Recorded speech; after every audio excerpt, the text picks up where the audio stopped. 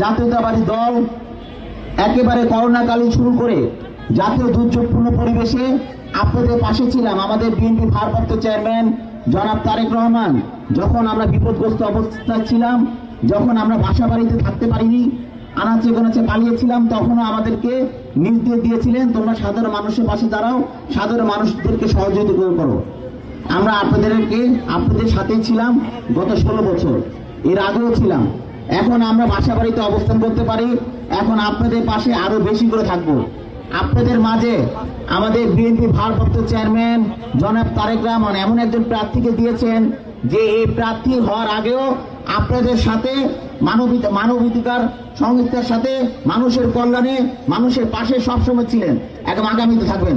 প্রথমেই দেখতে হবে এইখানকার আমাদের আপামর জনগণ, আমাদের সাথে যারা থাকেন, আমাদের এলাকার অধিবাসী, তারা ভালো আছে কিনা।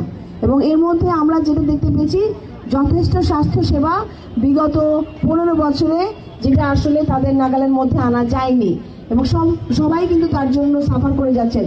পরিবেশ দূষণের জন্য বিভিন্ন রোগে আক্রান্ত হচ্ছি আমরা, এবং তার পরবর্তীতে এই উদ্যোগটাকে আমরা অবশ্যই সাধুবাদ জানাই।